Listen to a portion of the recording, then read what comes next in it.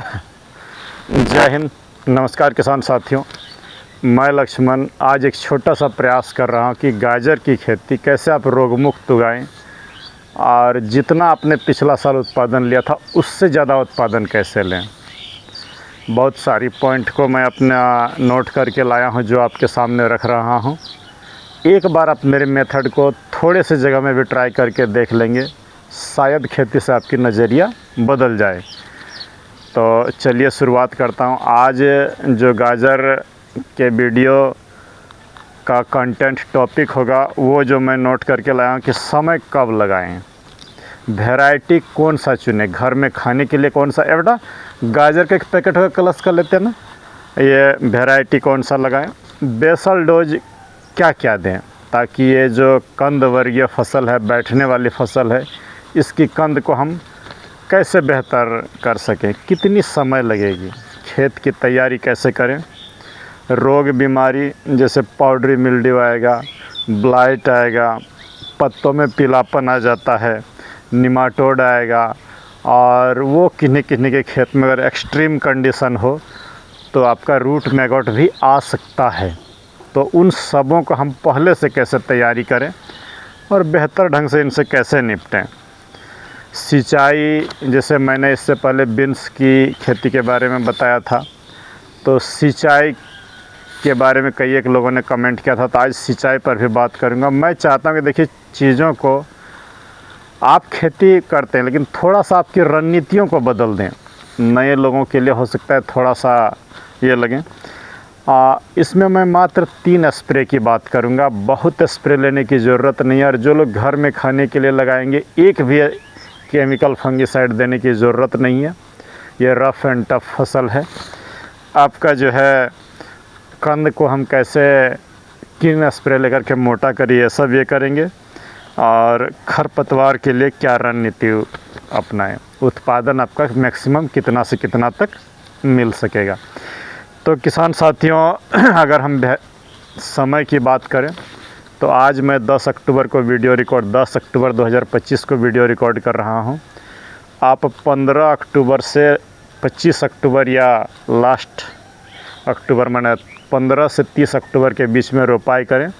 ज़्यादा आगेती ना करें, बारिश जाने दें, थोड़ी सी ठंड पड़ जाए, हमें इंसेक्टिसाइड फंगीसाइड की ज़रूरत कम पड़ेगी, उत्पादन अच्छा मिलेगा। तो समय ये हो गया अक्टूबर के दूसरे सप्ताह के बाद से लास्ट अक्टूबर तक। वैरायटी अगर हम बात करें तो ये जो है कलश की, जो मैं आपको दिखाने घर भेजा हूँ लाने, इधर पीछे तरफ साइड में, इधर इधर इधर जिधर दवा वगैरह है तो कलश की आप बीटरूट लगाइए, हाइब्रिड पीला वाला सुंदर होगा। और अगर आपको बहुत ज़्यादा उत्पादन चाहिए तो देसी गाजर जो लाल रंग के होते हैं उनको लगाइए, दिल्ली वाले गाजर हम लोग बोलते हैं उसे। बहुत ज़्यादा उत्पादन मिलेगा, बहुत अच्छा होता है। लेकिन अगर आपके यहाँ पीला वाला चलता है तो आप पीला वाला लगाइएगा। लाल वाले में अगर मैं बात करूं तो आपको हर जगह इजीली अवेलेबल हो जाएगा सनग्रो की 404 नंबर, और नहीं तो आपका गोल्डन सीड्स का जो है रूसी नाम से आती है, आप उसको लगाइए। गोल्डन सीड्स वाली सुपर होंगे और सनग्रो वाले भी। आपको जो है हाईवेज का रेड केयर आता है, आप उसके भी लगा सकते हैं। और रिसर्च वैरायटी की बात करूं तो हिसार रसीली लगा लीजिएगा, अच्छा होगा। लेकिन वो सब जल्दी मिलेगा नहीं, तो आप जो है doctor seeds, highways, golden seeds या सनग्रो, इन चारों कंपनियों में जो मिल पाता है लाल गाजर आप उसका लगाइए। और पीला गाजर लगाना हो तो मैं कहूँगा कि क्लाउज का अर्ली 90 या तो कलश का जो है आपका, जो मैं अभी आपको पैकेट दिखाने जा रहा हूँ, संभवतः अगर मिल जाए तो दिखा दूँगा। बेसल डोज की अगर हम बात करें किसान साथियों, ये देखिए बैठने वाली फसल है, तो अगर आप पहले ही गोबर लगा के रखें तो ठीक है, नहीं तो उपचारित वाला गोबर लगाइएगा, नहीं तो प्रॉब्लमेटिक होगा। देखिए पहले बार बार बोल दे रहा हूँ, गोबर अगर आप अच्छी तरीके से उपचार कर सकें, सड़ी हुई गोबर है तो 3 ट्रॉली गोबर ले लीजिएगा। और पूरी 3 packet single super phosphate bed बनाते समय दीजिएगा इसको। गोबर पैकेट होगा कलश कंपनी का, इधर इस साइड में होगा। तो बेड बनाते समय आप जो है 3 packet single super phosphate SSP 50 kilo DAP ले लें, 40 किलो म्यूरेट ऑफ पोटास और 6 किलो जो है 1 एकड़ खेत में रिजेंट GR जो दानेदार जहर होती है आप उसको दे दें। और अगर आपके वहाँ अवेलेबल है तो ICL कंपनी का पॉलीसल्फेट, मैं बार बार बोल रहा हूँ, मटर में भी बताया था, आप पॉलीसल्फेट लगा दे 25 किलो। और बेड पर इन खादों को दे के बेड बनाने के 3 से 4 दिन के बाद आप बुआई करिएगा। अगर आप मशीन से बो रहे हैं तो लगभग आपको 3 किलो के आसपास बीज लगेंगे, हाथ से छींट रहे हैं तो 2 गुना लग जाएगा। तो 3 kg 1 एकड़ खेत में बीज आपको लग जाएंगे। आप इन वैरायटियों को उपजाइए, अच्छा होगा। पीला वाला जो गाजर है अमूमन आपका 10 टन के आसपास बहुत अच्छा करिएगा तो निकलेगा, क्योंकि वो छोटा छोटा मूली के जैसा ही होता है। लेकिन लाल गाजर की अगर मैं बात करूं, जो दिल्ली गाजर बोलता हूं, 1.5 फीट तक लंबी होती है और एक एक गाजर की वज़न आधा किलो तक हो सकता है। तो इसमें आप आराम से 30 टन तक आप निकाल सकते हैं एक एकड़ में, बरंग उससे भी अधिक जा सकता है। लेकिन पीले वाले में आपका 10 टन में ही आप रुक जाएंगे, उससे कम भी होगा। अगर गलत समय चुने हैं और फंसिएगा, मैं यहाँ पर एक जो है गुड्डू भारती जी, वो लीगल एडवाइज़र है रेलवे में, जबलपुर में कार्यरत है। मैं उनको पिछला साल मना किया था, वो बोले थे कि नहीं मैं जनवरी में गाजर लगाऊंगा। जनवरी, फरवरी, मार्च, अप्रैल में जाकर के गाजर तैयार हुआ, 1 भी रुपया का नहीं बेच पाया। इसलिए समय चुनिए। अगर आप अक्टूबर लास्ट में लगा रहे हैं तो ठंड में लोग खाने के लिए ज़्यादा पसंद करेंगे और आपका माल ठीक ठाक बिक जाएगा। चूँकि सरस्वती पूजा लास्ट जनवरी के समय होता है, उस समय इसकी डिमांड भरपूर होती है और यूँ भी लोग ठंड में हलवा वगैरह खाने के लिए करते हैं। तो चलिए वो सब बातों का नहीं, समय हो गया, बीज वैरायटी हो गया। अब बात करते हैं किसान साथियों, ये जो मैंने आपको बताया कि पाउडरी मिल्ड्यू आ सकता है, आपका पीलापन आ सकता है, ब्लाइट आ सकता है, निमाटोड आ सकता है, इन सबों के लिए 3 स्प्रे कौन सा आप लें तो वो मैं बताऊंगा। देखिए मैं आपको दिखा दे रहा हूँ, घर में खाने के लिए लगा रहे हैं तो मैंने बहुत सारे साथियों को नामधारी का गाजर दे के भेजा हूँ, लाल वाला। और ये देखिए सैमसन, बहुत टेस्टी और बहुत मीठा होता है, हाइब्रिड गाजर है ये, आप इसको लगा सकते हैं, बहुत ही अच्छा होता है। कलश कंपनी का है, एकदम रोग बीमारी कोई स्प्रे देने की ज़रूरत इसमें नहीं पड़ती है। 10 ग्राम करके पहुँच आता है, आपको जितनी चाहिए वो मैं अवेलेबल करा सकता हूँ। तो चलिए आगे बढ़ते हैं। ये देख लें, ये पीला गाजर कलश कंपनी की, ये आपका लॉन्ग लास्टिंग होता है, हाइब्रिड है, तो आप इसको खेत में अधिक समय तक रख भी सकते हैं, घर में भी ला करके महीना भर तक आप इसे स्टोर कर सकते हैं, माना फ्रिज वगैरह में। तो चलिए आगे बढ़ते हैं कि 3 स्प्रे जो आप लेंगे किसान साथियों, वो पहला स्प्रे है 15 से 20 दिन के आसपास, बड़े जगह पर किए हैं तो ही स्प्रे की ज़रूरत पड़ेगी, नहीं तो गाजर में कोई जहर की ज़रूरत आप घर में खाने के लिए कर रहे हैं तो मत दें, नहीं ज़रूरत पड़ेगी। और रिक्वायरमेंट हो तो ये तीनों को लगाइए, अन्यथा मत लगाइए। 20 दिन के आसपास आप लांसर गोल्ड ले, 1 लीटर पानी में 2 ग्राम, 15 लीटर में 30 ग्राम। लांसर गोल्ड UPL कंपनी की आती है। बायोविटा सीविड जो मेरा पसंदीदा है, अब संभवतः अगर आपके पास हो तो दे, 2 ml पर लीटर।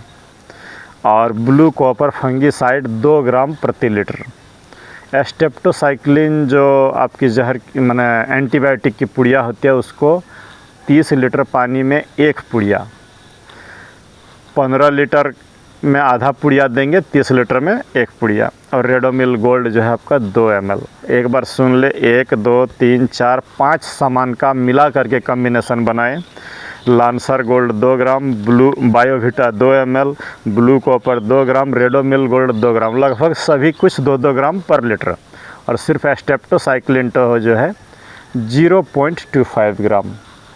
इन पाँचों को मिला करके आप एक स्प्रे दे दीजिए, फिर 15-20 दिन बाद इसी को रिपीट कर दीजिए, कोई ये देने की ज़रूरत नहीं अदल बदल के। और तीसरा स्प्रे जो आप लेंगे 60 से 70 दिन के आसपास में, वो एरीगाटो बोल के PI कंपनी का एक फंगीसाइड है, सस्ता है, अच्छा है, एरीगाटो ले लें, 1 ml पर लीटर, इमामेक्टिन 1 ग्राम और सुमिप्रिम्ट 2 ml। कोई रोग बीमारी, कोई कीड़ा नहीं, आपका रोग मुक्त खेती होगा। ये हो गया हमारा 3 स्प्रे 20 दिन, 40 दिन और 60 दिन पर। इन तीनों को अदल बदल के दे दें, ज़रूरत हो तो दें, अन्यथा ना दें। किसान साथियों, अगर हम बात करें कि कंद को हमें बैठाना है, अच्छा करना है, तो हम पोषण प्रबंध कैसे करें। एक बार आप बेसल डोज दिए हैं, 20 दिन के आसपास पर हेलीकॉप्टर डोज दीजिए। मेरे चैनल पर जाइएगा, हाइब्रिड खाद का वीडियो पड़ा हुआ है, आप उस हिसाब से आप हेलीकॉप्टर डोज चलाइए 20वें दिन पर। जो मैं बोल रहा हूँ, अगर आप पिछला उत्पादन से अधिक करना है तो आप 20 दिन के आसपास में जो है आप हेलीकॉप्टर डोज एक बार इसमें चला दें। और 2 कॉम्बिनेशन आप नोट करके रख लें। पहला है इसाबियोन टॉनिक 2 ml, एंट्राकॉल फंगिसाइड 3 ग्राम और बोरोन 2 ग्राम। ये पहला कॉम्बिनेशन है। आप 30 दिन के बाद हर 10 दिन 5 दिन में जब फुर्सत मिले ज़रूर मारिए इसाबियोन, एंट्राकॉल और बोरोन। और दूसरा कॉम्बिनेशन जो लेंगे 05234 बायोविटा और ह्यूमिक एसिड। 05234 3 ग्राम प्रति litre, Biovita 2 ml, humic acid 1 ग्राम। अगर फसल आपकी लहलहाती हुई ना नज़र आए तो आप हमें बताइएगा। यही मूल मंत्र है मूली, गाजर ये सब करने का। इसाबियोन, एंट्राकॉल और बोरोन और आपका 05234 ह्यूमिक एसिड और बायोविटा, ये 2 स्प्रे। और पानी के साथ आप एक बार हेलीकॉप्टर डोज चला दीजिए और पोषण देने की ज़रूरत नहीं। गाजर आपका एकदम अच्छा होगा और सुपर होगा, चकाचक होगा। किसान साथियों, अगर मैं इसमें सिंचाई की बात करूं तो देखिए, गाजर को बहुत अधिक पानी की ज़रूरत नहीं है। गाजर की फसल को आपको जो है वो स्प्रिंकलर से पानी दीजिए। एक बार जब हेलीकॉप्टर डोज आप दीजिएगा तो जो है आप फ्लड पानी दीजिए, बाकी सुबह के समय स्प्रिंकलर चला दीजिए तो बहुत अच्छा होगा।